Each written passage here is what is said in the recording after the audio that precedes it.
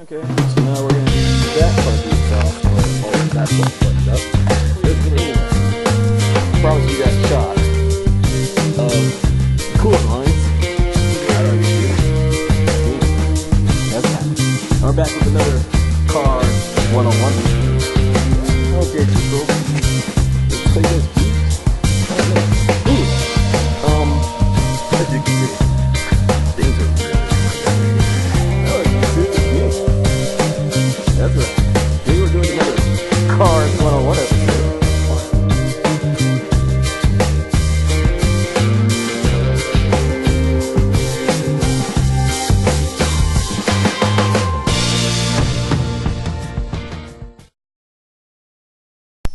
Hi YouTube, it's me, Nazarek, and we're back with another Cars 101 video.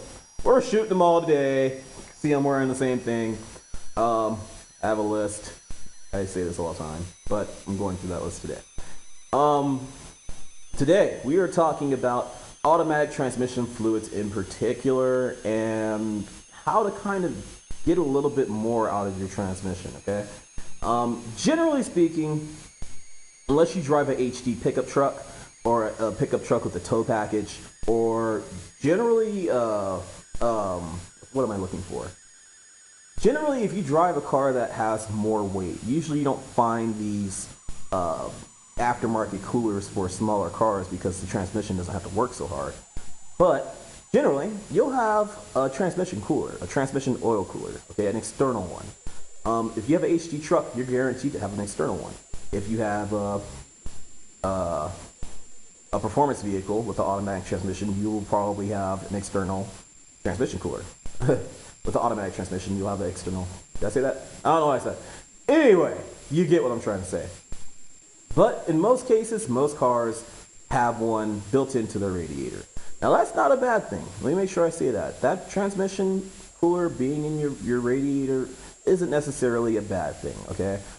But in most cases, especially with CVT transmissions, extra cooling may help you out quite a bit, okay? So right out the gate, I want to say that if you have something like a Dodge Caliber, a Nissan Altima, anything with a CVT transmission, I'd look into getting an external transmission cooler because for some reason CVTs overheat, okay? They're known for it across the brand, across brands, across the globe, well just here in the States mainly, but they overheat. Get an external transmission cooler which will pretty much bolt to the front of your radiator. It'll be a little small miniature looking radiator.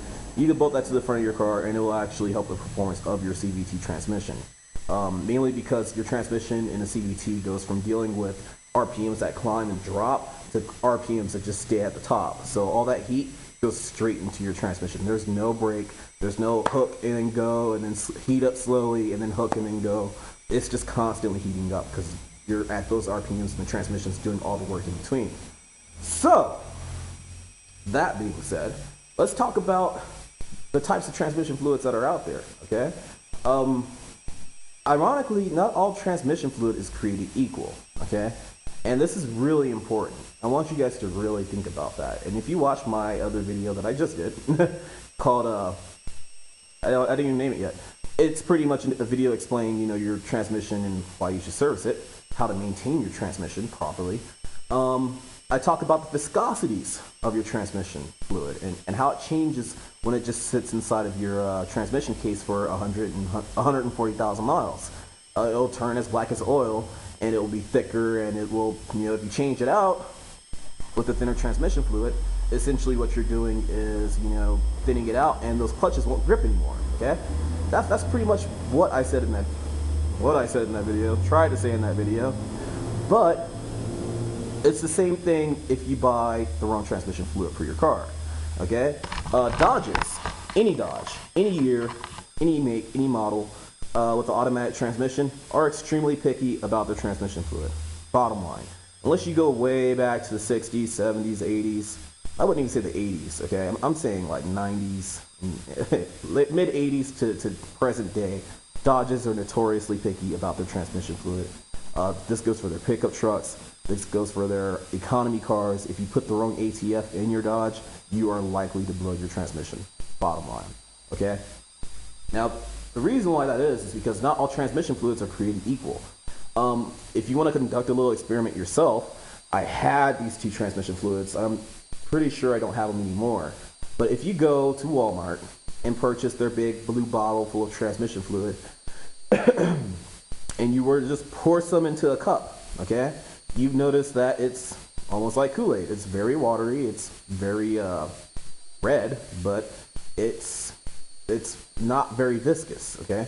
Now, if you go to AutoZone and purchase a quart of their budget transmission fluid, which will be a little bit more expensive than the Walmart brand, you'll notice that it's very thick, it's very dark, it's very viscous. It's a richer looking color. It moves differently from the Walmart transmission fluid. It'll move like transmission fluid. Okay, so noticing things like that makes a big difference in how your car will perform. Okay, generally a thicker transmission fluid will make your transmission happier than a thinner transmission fluid. Okay, and the reason why I say that because you have to think about it. You have clutch packs that are pushing together. Okay, if you have a thick viscous fluid that just gets squished right out and it's not bad, there's nothing nasty in it, and it's meant to pull some of the heat and disperse things. It's supposed to disperse heat and particulates out. That's going to work a lot better than Kool-Aid, okay?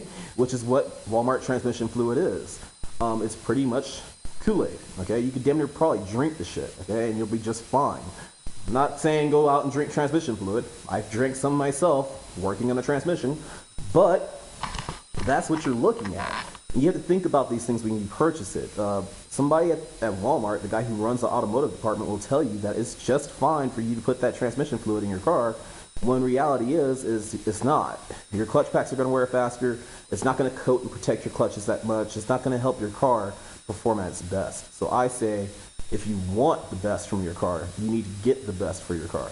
And that's not the AutoZone stuff, even though it's way better. You need to find out what the manufacturer requires, go and get it, and put that in your car, and make sure it's up to spec.